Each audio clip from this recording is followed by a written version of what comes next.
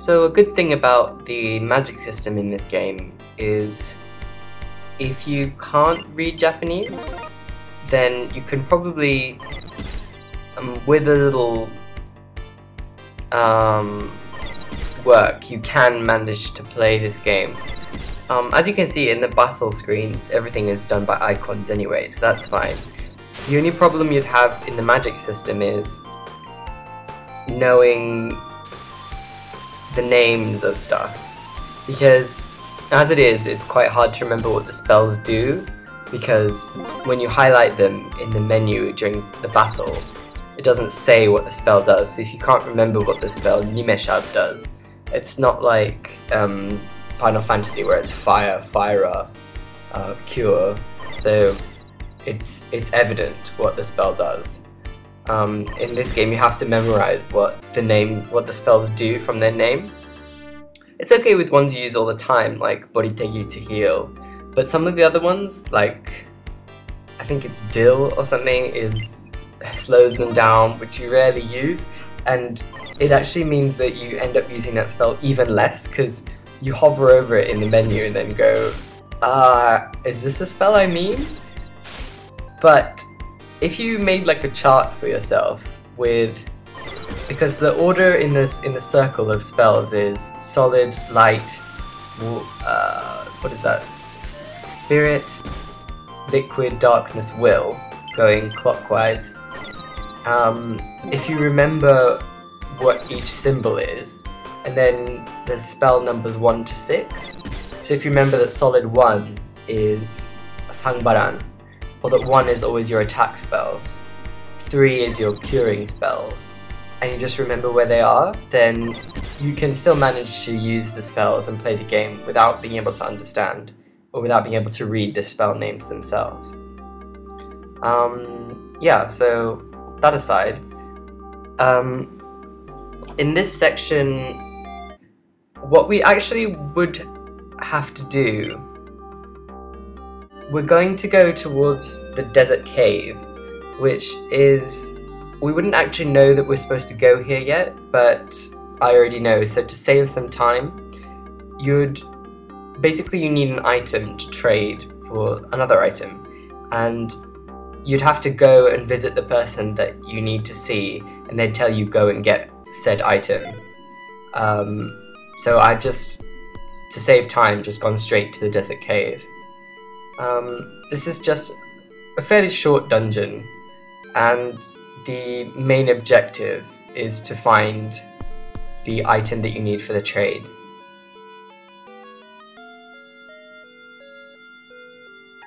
The enemies here are the same as above ground in the desert. There are some slightly different enemies. There are skeletons, and then there's those same orange gargoyles and things. There's nothing particularly exciting in here.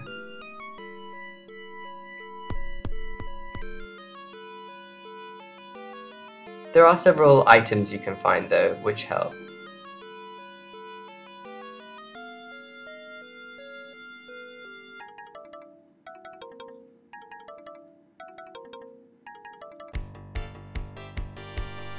So these zombies are a new enemy that we haven't seen yet. Now, if you look at the charm circle next to Mu, to the right of Mu, the symbol that would be at 12 o'clock is light. So if you start from there and go clockwise, it goes light, spirit, liquid, darkness, will, and then solid is the square shape. So just by pressing up and down when you're highlighting a certain charm school, then you can select the number of the spell. So you could manage to play without understanding. Or you can just set everyone to attack and you'll probably be okay. So at this stage in the game, these orange guys are much tougher than the rest of the enemies.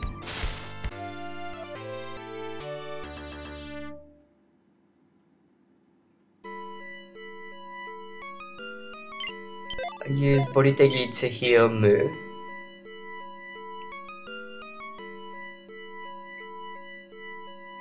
I got really irritated because I'd actually the reason there's a little bit of a delay in putting this video up is I'd edited lots of videos, just getting ready to put the voiceover, that's a heal all, in, and then iMovie decided to have an aneurysm, and just, like, there was no audio playback on any of the files I had, and I basically had to reinstall iMovie from the start,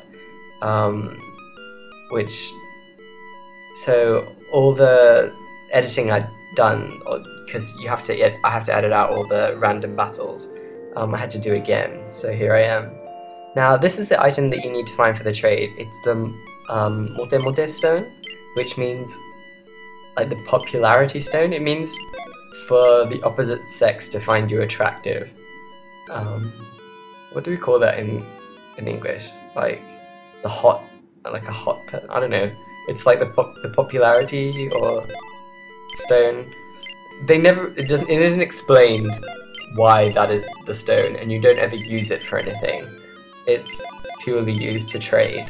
So it's slightly random. Okay, so now that we've got the Mote Mote stone, you can actually leave. You can use Pema, the teleportation spell, or you can use a rope ladder if you so wish. I think I hadn't picked up quite every item yet, so I'm taking the time to actually walk out myself. To be honest, the majority of the items you find in the desert cave you can buy easily a couple of towns later from here. When you get to the next continent, they're all just healing items. So if you don't want to waste the time trying to find the items, then you don't have to, but if you're a completist, then they're here. So this is another heal all. Heal all, the basic healing items in the game are the normal healing water, great healing water, and then heal all, which just heals your HP to the maximum. And they're not particularly rare like elixirs or anything like that. They become available normally in the shops in the last third of the game, so you don't have to worry about saving them or anything. Items are crucial in this game because they have no cast time. Because Mu is your only healer, and his casting is quite slow for the majority of the game. At the very last portion of the game, his casting is, due to a certain item, gets ridiculously fast. But until then, you have no reliable way of healing except for items, so you rely on them a lot. And if you need to use like a heal all, then you shouldn't hesitate to. So I stay in the inn and then replenish some of my items. So we have healing water, and I buy a power gem here to refill my MP. And then I went and looked at the equipment, but I decided I didn't need anything. So I've heard the story from the minister. Please be careful.